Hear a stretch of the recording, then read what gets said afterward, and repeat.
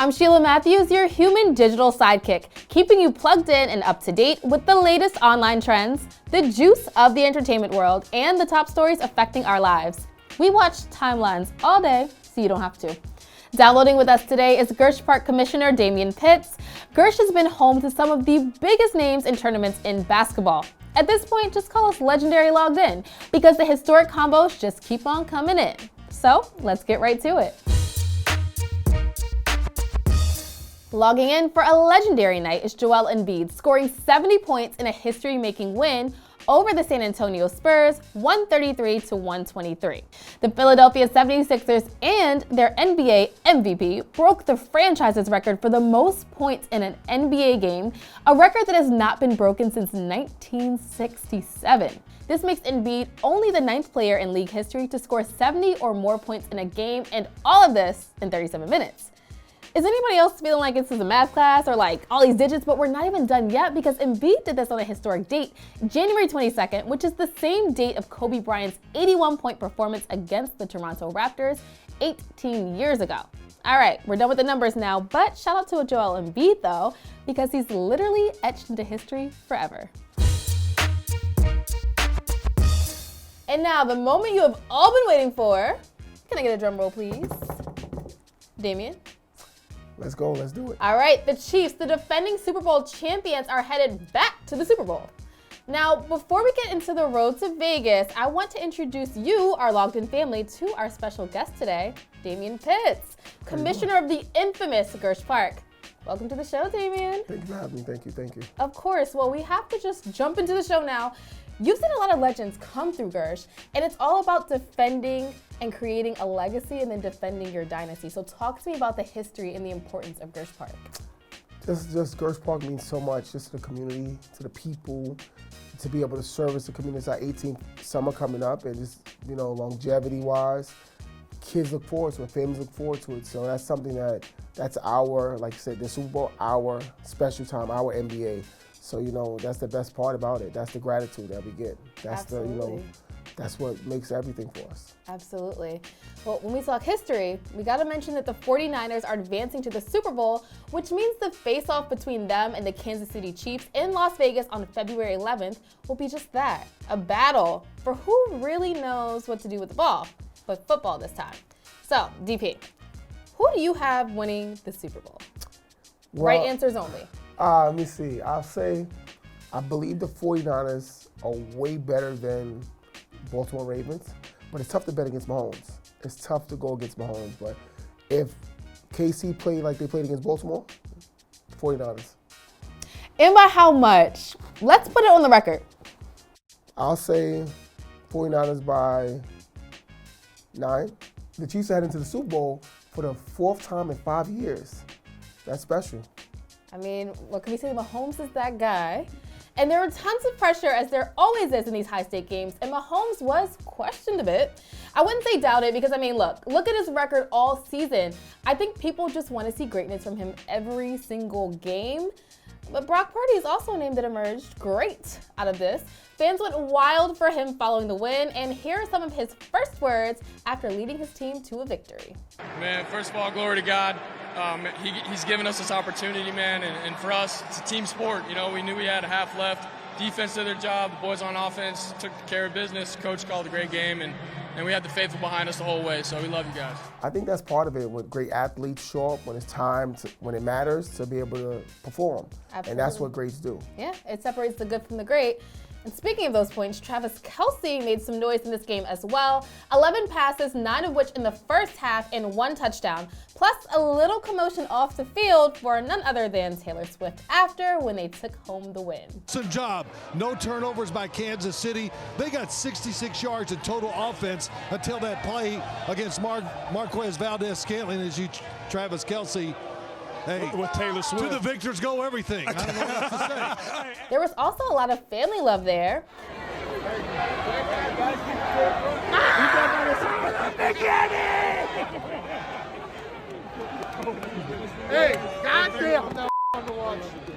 You keep your shirt on this side or what? I mean, I did for right now. But yeah, we'll see how it goes. Finish this. How about it? Yeah, dog. God, I love this. Love you, big dog. Give us a pat, guys. Give us a pat. Thank you. Fans, including Plies, gave my girl T Swift a hard time. Check out what he tweeted. Dear @NFL Media, can you please stop forcing Taylor Swift on football fans? We get it. She's at the game and she's a phenomenal artist, but damn, if we wanted to see her this much, we would go to her concert. Y'all show her more than y'all show the owner of the Chiefs. We love her, but damn. I get it, Plies, I do, but DP, you understand like nobody else that building the celebrity of a sports institution or continuing to, because the NFL already has it, is important. It leads to legendary moments. Like when I think about Gersh Park, I think about Lance Stevenson pulling up, getting called out, and dropping 25 in 12 minutes. That's a fact. That's true. How does that add or take away to what you all are doing there?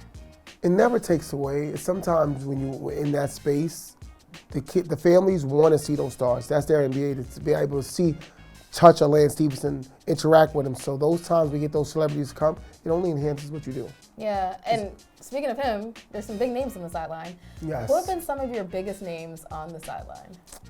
You could say Lamar Odom, Ron Artest, the late great Anthony Mason came to the park. We had Kenneth Fareed. We've had entertainment rappers, Cardi B, Fabulous, Mano. So we get a lot of support from entertainers, and it only heightens it, makes it that NBA feel, that courtside feel.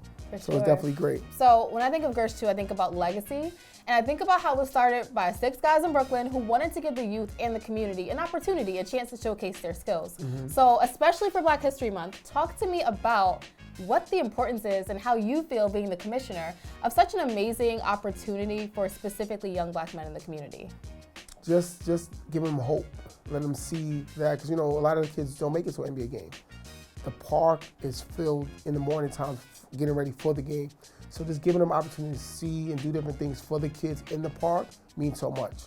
And it's you don't want to emphasize the kids all day, but they're the future. They're the ones that need to see that you could do right and make it to the stage. They have, and that just does so much for them. And that's something we pride ourselves in, to be able to put a platform for the kids that they can see nightly. Absolutely. If you can see it, you can be it. So what are you looking forward to for the growth in the future of Gersh Park? Just to be able to, because we have longevity, so this is the 18th summer coming up, just to be able to continually grow and elevate, and just partnerships mean so much, and that's what we just focus on. Absolutely. Well, we're excited to see everything that comes. And thank you so much for joining us. This was great talking to you, learning more about you and Gersh Park. So tell our logged-in family where they can find you online. You can always go at Gersh Park. You can always go in Gersh We Trust _DP. And that's what we have on Twitter, Gersh Park. And that's what we have. You can find them everywhere is what we heard. Thanks for joining us. Thank you. 5 words to describe the entire weekend in the music world: a hit dog will holler. I need to know what y'all think, because over the weekend, Meg Thee Stallion dropped her latest single following Cobra, which was the first time we'd heard Meg since the Tory Lanez trial. Her new song, Hiss, definitely ruffled some feathers, and the track started off hot, taking shots at the likes of Drake, Partisan Fontaine, and of course, Nicki Minaj. Meg definitely reintroduced the world to her alter ego, Miss Tina Snow. Not only did she lyrically create the perfect If the Shoe Fits diss song, but she came through with a fire visual to accompany it. Let's take a look. All of you is we gonna Bible. Talking for no one can find you. I can never be judged by a bitch that was dancing, making all Kelly go viral. Hey, I'm sexy as fuck and I'm freaky. Get whoever I want, any meanie. Why the fuck would I stay with a that's weak in the sheets and don't know how to please me? Bodies on bodies on bodies on bodies. Say he making it, now he the topic. He's thinking they lowered the value. All this free promo, I'm turning to profit. Hey, when a be kissing and telling. Say he'll play up, but he in his feelings. Bet I won't give up the again. Aye, to his friend. These don't be mad at Megan. These mad at Megan's law. I don't really know what the problem is, but I guarantee y'all don't want me to start. Shoot, never finna check me. Every chance you get, we wanna dress me. Swear they cheat, but the G must stand for good. Everybody wanna kick it when you ain't a threat. These don't like me cause they know I'm on their neck. Ain't you here? I ain't scared of any man go against me, I handle shit. I'm a Teflon Don in the courtroom. They be throwing that dirt, don't stick. All these little rap so fraud. Xanax be they hardest bars. These hate on BBLs and be walking around with the same scars. In the song, lyrics that stick out include a line where Meg talks about someone being upset at Megan's law and not Megan. This line is easy on its face, but such a mic drop moment after fans took to Google to make the connection. For those who haven't Googled, the connection here is the sex offender registry and Nicki Minaj's husband, Kenneth Petty. This, of course, did not go over well with Nicki Minaj, who took shots or hollered at Meg the entire weekend via social media following the song's release. Nicki then responded with the song Bigfoot, where she calls Megan Thee Stallion Bigfoot, then proceeds to make fun of her having a bad foot following the Tory Lanez shooting. Nicki even goes as low as bringing up Megan's dead mother. Now, some would say all is fair in love and rap, but I have a question for you, Logged In family. Did Nicki take it too far by bringing up Meg's mom? And who do you guys think won this round? Yeah, I said round because I don't think this is over. Stay tuned in to Logged In, and we'll be sure to keep you updated on any and all Sheether energy. Tristan Thompson has been suspended, and it's a headline I never thought we'd see. I know Khloe Kardashian has had a hard time removing Tristan from her starting five, but the NBA did not. We talked about him and basketball a lot recently, more than normal because most times the topic of conversation surrounding him involves his love and his family life. So, is it possible that he's finally gotten focused on the work that introduced him to the world? Maybe not. Because his history with him shows he doesn't do well with learning from mistakes and doing better next time.